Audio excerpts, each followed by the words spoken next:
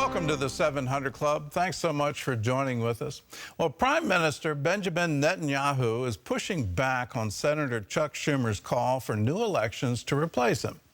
President Biden is standing behind Schumer's statements, intensifying the face-off between Israel and the United States. Israel continues to make plans to go into Rafah despite opposition from the United States and the world. CBN's Chris Mitchell reports from Jerusalem. Monday, Israeli forces carried out a raid on Al-Shifa Hospital, Gaza's largest medical center, because they said it had intelligence that senior Hamas militants were in the complex and arrested 80 people. Meanwhile, Prime Minister Netanyahu is pushing back against U.S. pressure for new leadership. On Sunday, Netanyahu went on multiple U.S. networks to respond to Senator Chuck Schumer and the White House. I think Schumer's statements are wholly inappropriate. I think we're not a banana republic. The people of Israel will choose when they'll have elections, who they elect, and it's not something that will be foisted upon us. That, you know, it's wrong to try to replace the elected leaders of a sister democracy and a staunch American ally at any time, but especially during the time of war. Even before Schumer's speech last week, Israel's Channel 14 released a poll showing ongoing U.S. hostility has strengthened Netanyahu over his nearest political rival, Benny Gantz. The Jerusalem Post also reporting that a majority of Israelis support Netanyahu's day-after plan for the Gaza Strip when the war with Hamas is over. German Chancellor Olaf Scholz met with Netanyahu on Sunday. He said Germany stands with Israel, but like many nations, questions Israel's military operation in Rafah. The longer the war lasts, the higher the number of civilian casualties rises, the more desperate the situation of the people in Gaza become, the more this begs the question, no matter how important the goal, can it justify such terribly high costs? Or are there other ways to achieve your goal?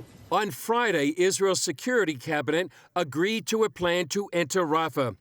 Egypt and the European Union object to that plan, and National Security Advisor John Kirby says the White House expects assurances of how Israel will take care of Gazans. Now the Israelis will tell you they've got a plan for that, the evacuation, they call it Humanitarian Islands, and we welcome any credible plan to take care of them, but we haven't seen it yet. We haven't seen it yet.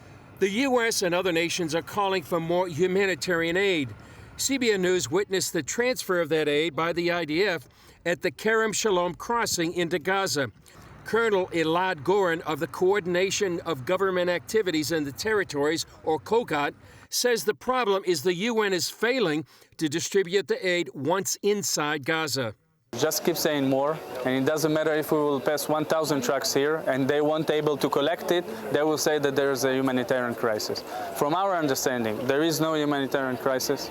There are challenges, there are obstacles, and the main gap is the capacity of the UN agencies to deliver and to take responsibility over their own operation.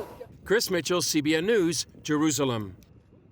I hope the world is listening to that from someone who's, literally boots on the ground. They're saying the UN is failing here, and it's not new. There was a study done. It's by the Arab Barometer. It's part of Stanford University. They did a survey of Gaza before October 7th, and they released that survey in November. That survey showed that 68% of the population of Gaza faced food insecurity, that they were having trouble putting enough food on the table and wondering where their food was going to come every single day.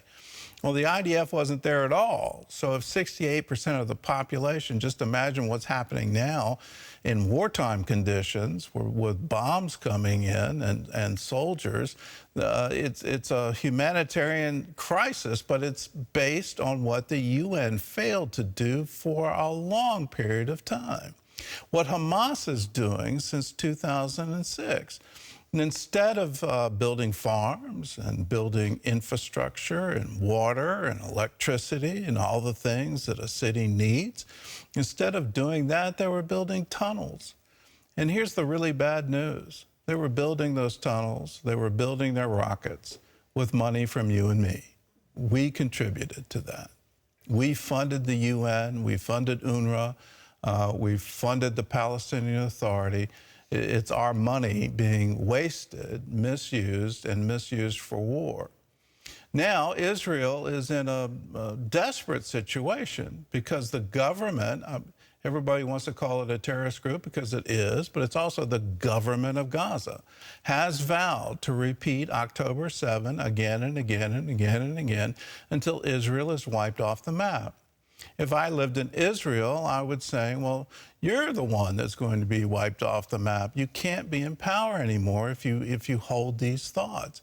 And behind all of this, there are over 100 hostages still held in these horrible tunnels.